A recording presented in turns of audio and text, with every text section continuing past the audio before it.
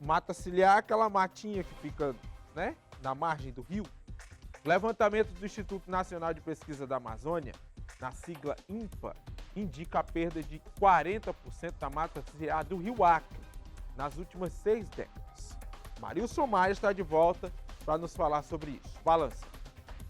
O rio Acre, vital para cerca de 60% da população acreana, que é responsável por 70% do PIB estadual, perdeu 40% de sua mata ciliar nos últimos 55 anos.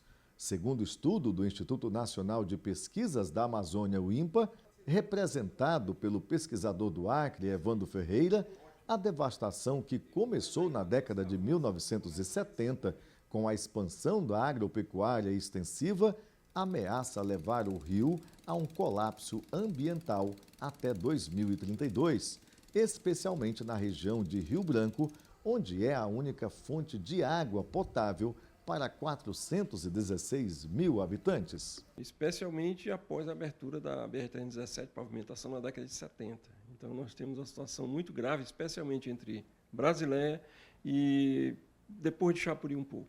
Praticamente ali existe um desmate muito elevado na mata ciliar do Rio Acre. E depois, quando você chega aqui próximo ao Rio Branco, também a situação é crítica, muito desmatamento. Resultado, aqui na zona urbana de Rio Branco, o Rio Acre é assoreado, significa dizer que ele está mais raso do que normalmente deve ser.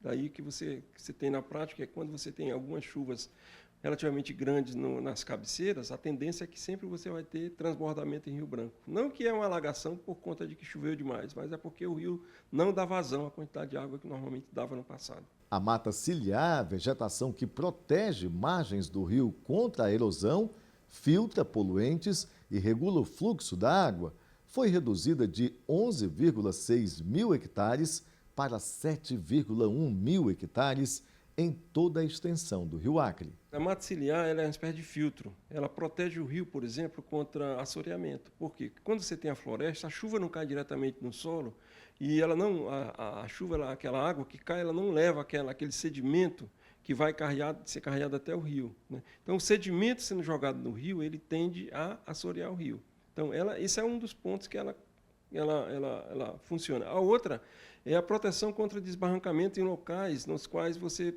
tem um certo risco. Se você tem uma floresta, a tendência é não ter tanto desbarrancamento. Agora, se você não tem nenhum tipo de proteção vegetal, aí a situação é crítica. Você pode esperar problemas. O desmatamento da mata ciliar favorece o assoreamento do rio, reduz a capacidade de reciclagem da água e altera o ciclo hidrológico, ampliando os efeitos das secas no período do verão amazônico e das enchentes no inverno. O que mais causou esses desmatamentos às margens do rio? A abertura de área de pastagem, principalmente. Muita gente abriu pasto até a margem do rio, né?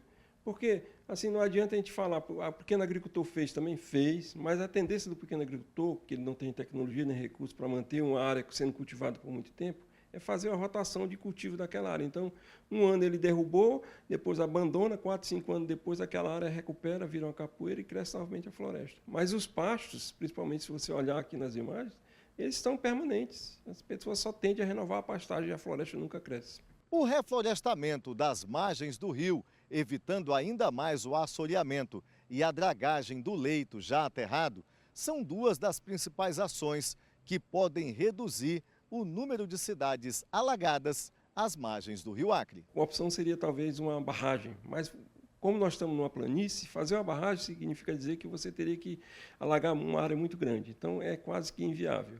Então, eu acho que o mínimo que se poderia pensar, né, e se propor para iniciar, é você começar a pensar em dragar o rio aqui, tirar o excesso de areia do fundo do rio na zona urbana. E com isso, diminuir um pouco esse excesso de alagamento que a gente tem.